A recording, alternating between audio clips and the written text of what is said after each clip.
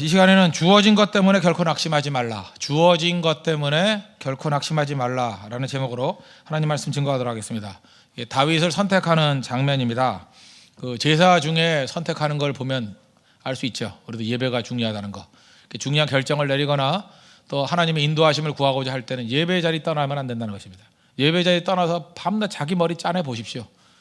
답같이 보이지만 결국은 흔들리는 것이 되고 결국은 돌아간 만큼 다시 돌아와야 되는 그 안타까운 상황에 처하게 된다는 것입니다.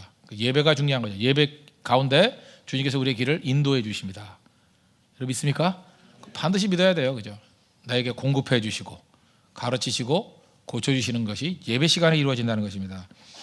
첫 번째 가가지고 엘리압이 왔습니다. 엘리압을 딱 보니까 멋있잖아요. 그래서 이 사람이다. 그래서 감동받았습니다. 이 사람이다.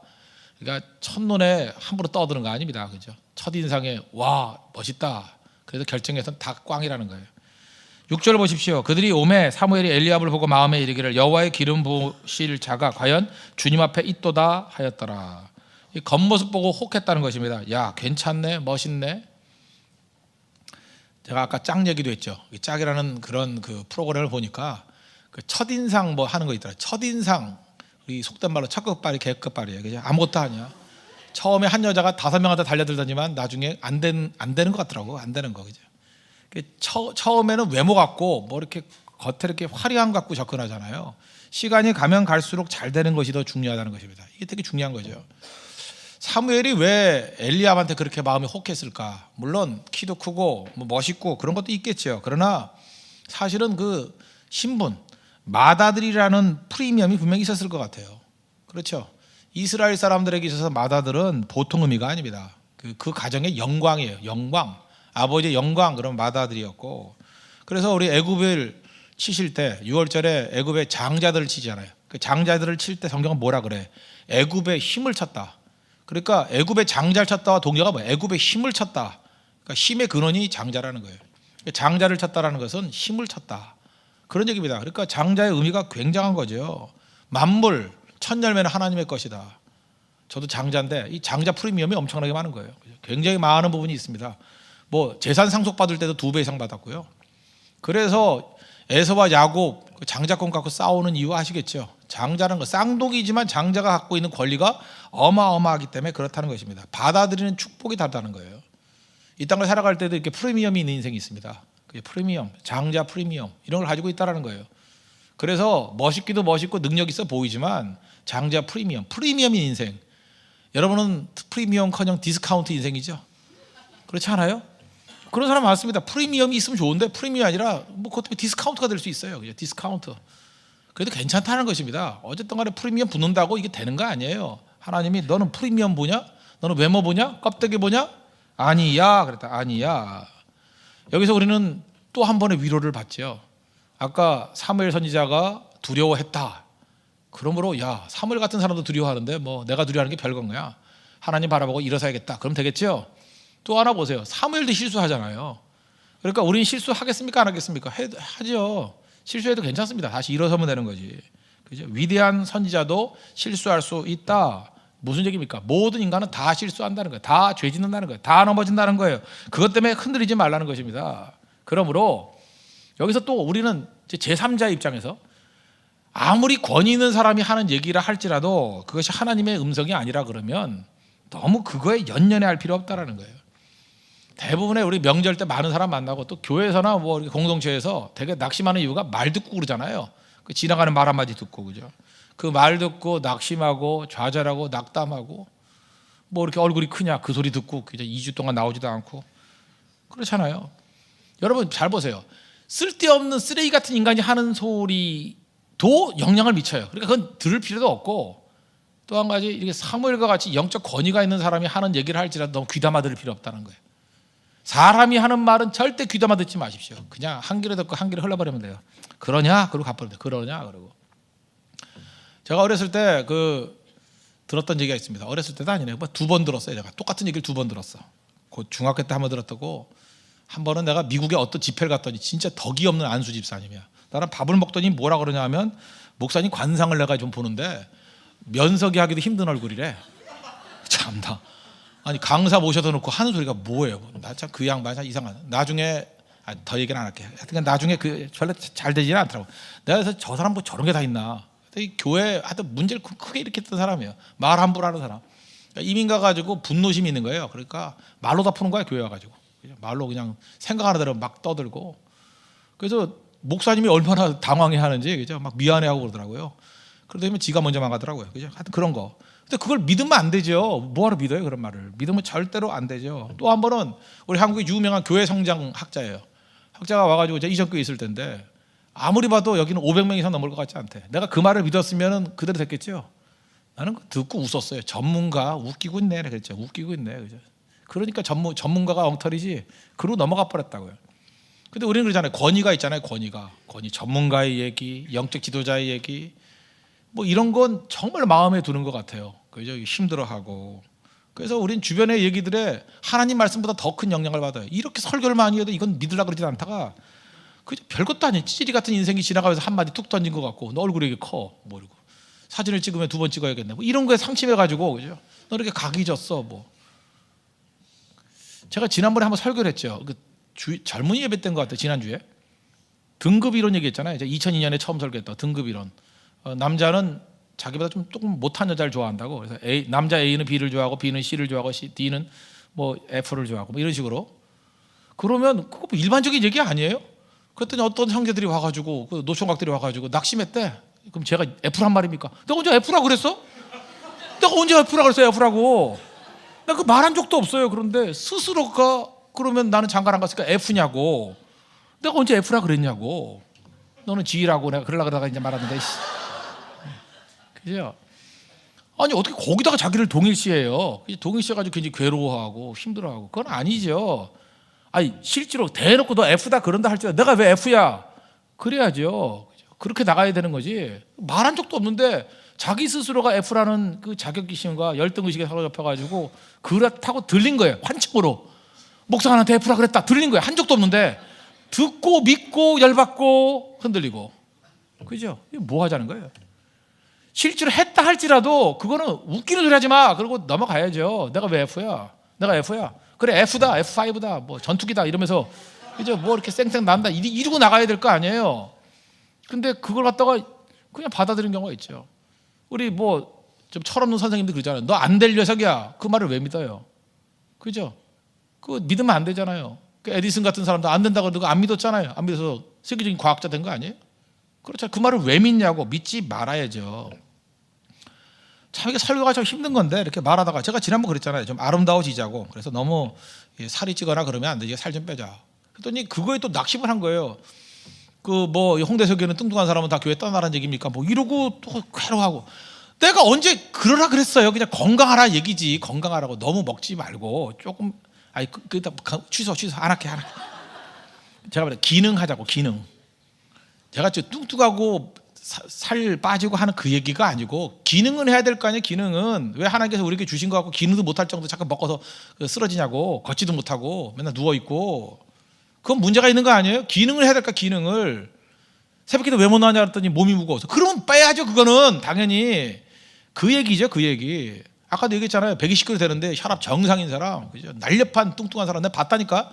그죠? 그런 사람도 있어요. 기능만 하면 돼요. 기능만. 건강하게 기능하면 된다고. 소화 잘 되고 기능하면 몸무게가 아니고 기능하자고요. 그런데 이것도 마찬가지예요. 또 백보양보해서 그렇게 말했다고 합시다. 그게 왜 상처를 입어? 헛소리하고 앉았네. 약간 뚱뚱한 사람이 장수한다 그러는데 누가 더 건강한가 보자. 뭐 그렇게 나가면 될 거 아니에요. 왜 그런 얘기에 연연히 하냐고요. 그건 아니죠. 심지어 누가 와서 저주를 한다 할지라도 우리 민수기에도 나오지만 그 여호수아가 그 고별 설교하는 게 여호수아 24장에 나오는데 24장 9절 이하에 이런 얘기가 나요. 그 발람이라는 선지자가 있잖아요. 발람이라는 사람이 그 모압 왕 발락에게 매수가 돼가지고 이스라엘을 저주하라 그랬어요. 그래서 부올의 아들 발람을 불러다가 너희를 저주하게 하려 하였으나 저주하려 그랬어요. 근데 저주한다고 돼요? 저주가? 하나님이 개입하셔가지고 여호수아 24장 10절 보니까 내가 발람을 위해 듣기를 원하지 아니하였으므로 저주하는 것을 허락하지 않았대요. 그가 오히려 너희를 축복하였고, 그죠? 나는 너희를 그의 손에서 건져내었으며. 저주 두려워할 필요 하나 없습니다. 내가 저주받을 입장이 아니고 하나님이 함께하는 중이라면 나를 저주하는 사람이 그에게 돌아간대요. 저주하는 만큼 그에게 돌아가요. 뭐 저주를 왜 두려워해요? 너를 축복하는 자에게나 너 축복하고 너를 저주하는 자에게 저주하겠다. 창세기 12장 3절에 나오죠. 그게 하나님 백성들의 모습이에요. 뭘 저주를 두려워해요? 무슨 소리 하든지 하라고요. 마음대로 하라 그래. 내게 응할 것 같으면 응하는 거 아니면 다 너한테 간다고. 그래서 저주하는 인생들이 되게 무너지는 거라고요. 왜? 저주받을 대상이 아닌 사람 함부로 저주하다가 그 저주를 자기가 다 받는 거야. 성경 말씀 그대로잖아요. 여러분 믿습니까? 그걸 믿는다면 뭐하러 두려워해요? 뭔 소리든 하라고. 하라고 얼마든지. 하나님 앞에 온전하게 서 있는 게 훨씬 더 중요하다는 것입니다. 그런데 이 부분에서 우리가 많이 흔들리게 된다는 것입니다. 흔들리지 말아야 된다는 거죠. 여기서 사무엘이 실수했던 게 뭐죠? 외모 본 거예요. 껍데기 본 거예요. 하나님께서 보시는 건 그 껍데기가 아니라는 거죠. 특별히 16장 7절 이런 거는 암송해야 됩니다. 여호와께서 사무엘에게 계시되 그의 용모와 키를 보지 말라. 내가 이미 그를 버렸노라. 내가 보는 것은 사람과 같지 아니하니 사람은 외모를 보거니와 나 여호와는 중심을 보느니라. 사람들은 외모를 본답니다. 그러나 하나님은 중심을 본다는 거예요. 중심. 이 외모라는 건 뭡니까? 외모라는 말을 또 다른 말로 그냥 표현한다 그러면 주어진 거예요. 주어진 거. 우리 태어날 때부터 주어진 거. 태어날 때부터 주어진 거. 내가 선택한 게 아닌 것. 이거는 나를 망하게 만들지 않아요.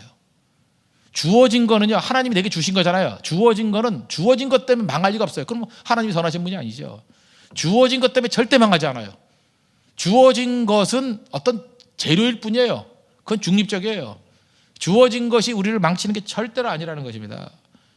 선택한 거 아니잖아요. 주어진 거. 선택한 겁니까? 외모 선택한 사람 있어요? 외모를 선택했다 그러면 여러분들이 이직이겠어요? 선택 안 했죠. 이렇게 선택했어요?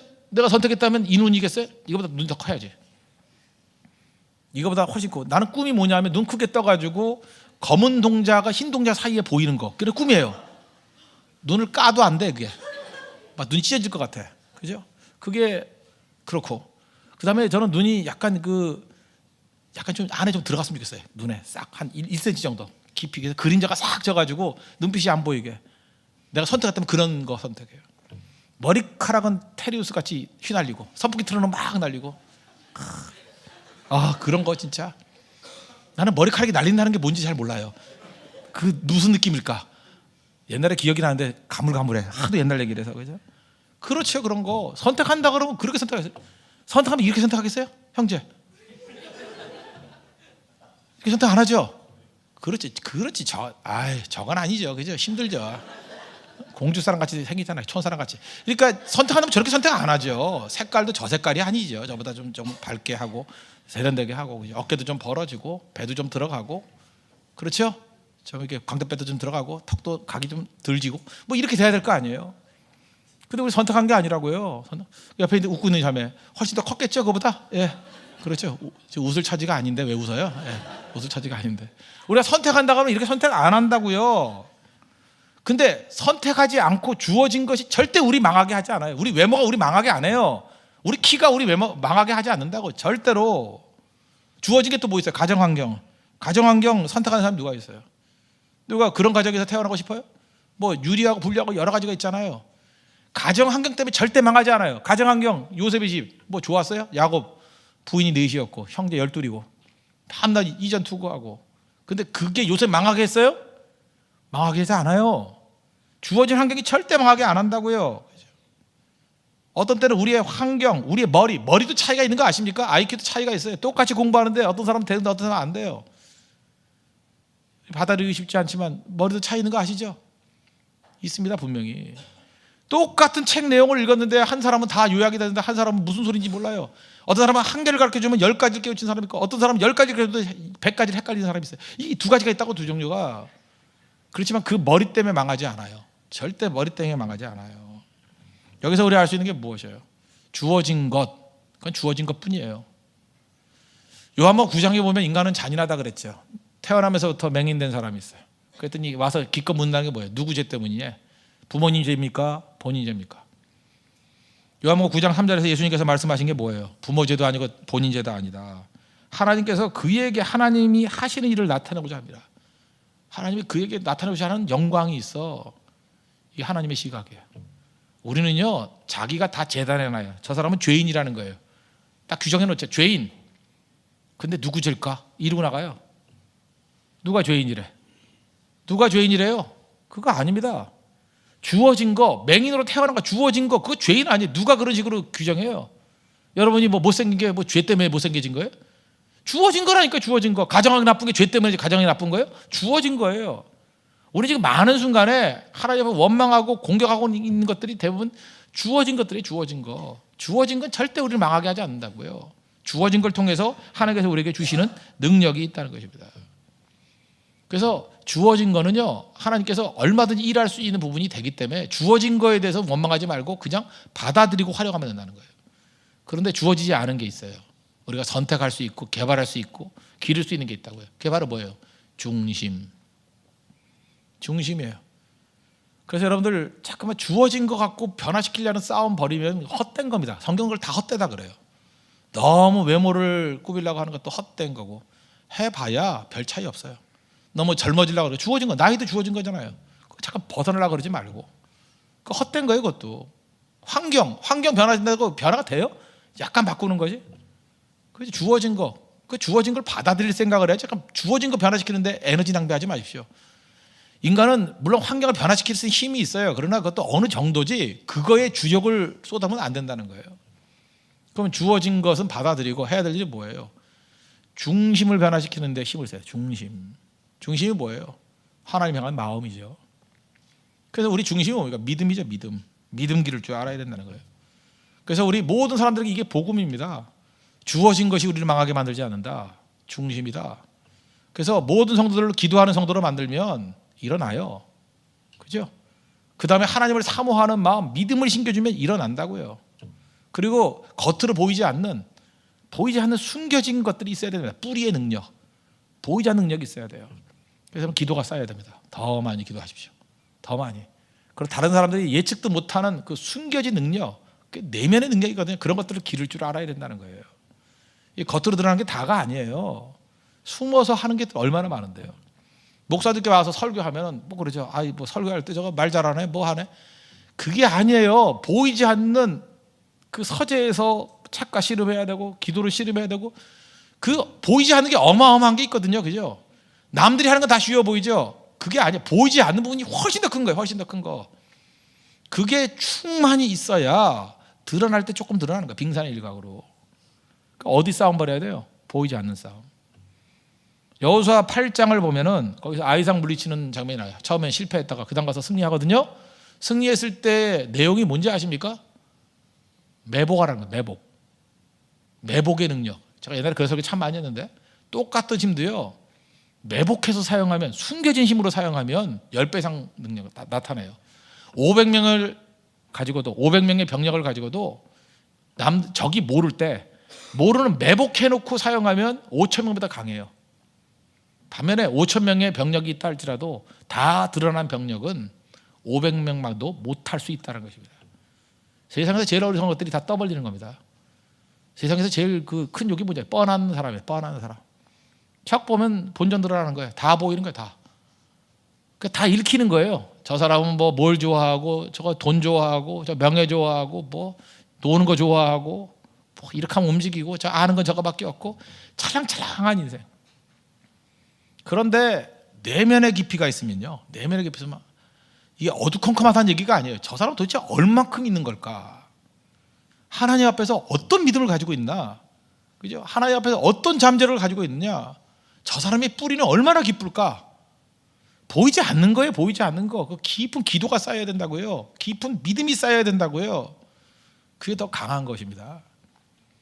여기 나타나진 않지만 하나님께서 중심을 보신다 그러고 다윗을 쓴 걸 보면, 다윗은요, 숨겨진 하나님의 영성의 깊이가 있었던 거죠.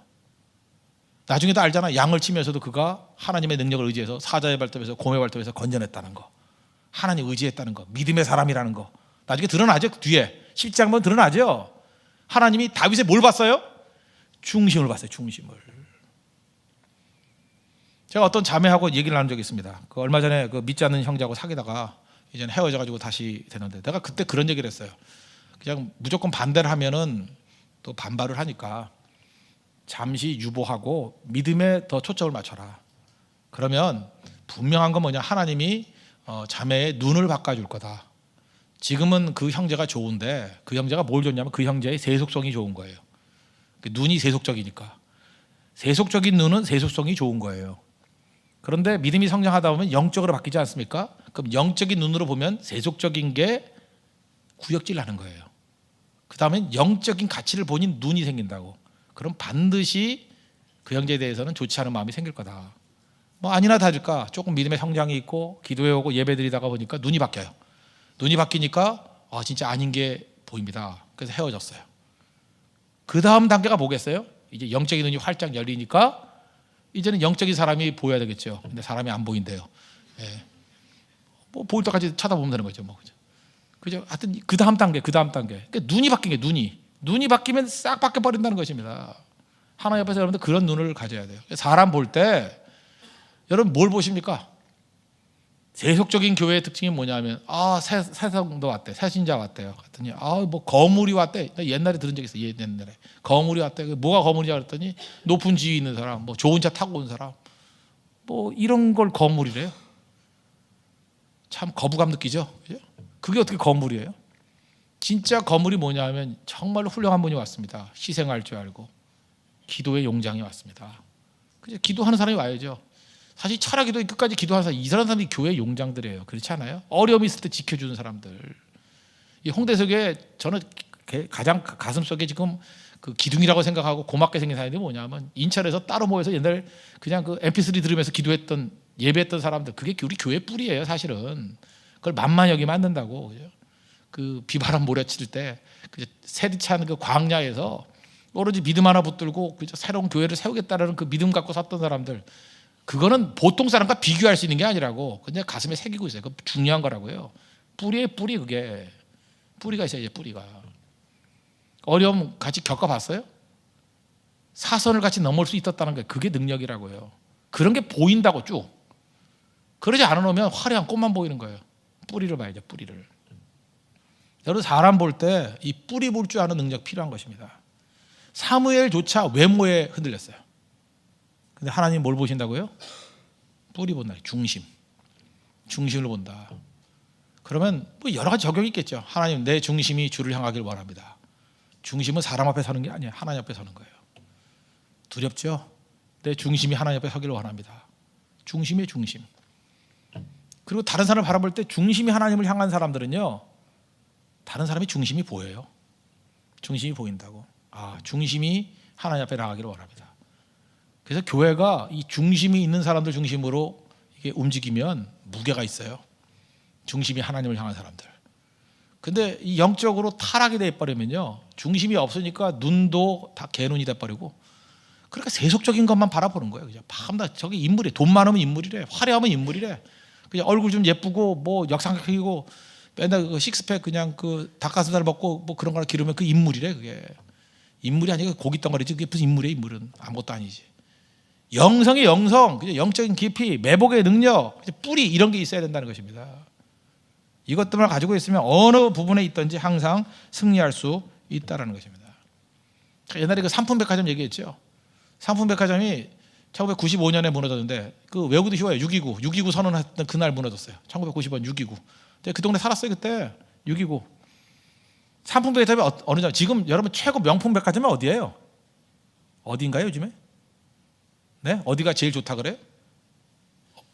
백화점에 안 다녀보십니까? 아울렛만 다니십니까? 어디 백화점이 제일 좋다 그래요? 현대는 분명히 아니고 어느 백화점이 제일 좋아요?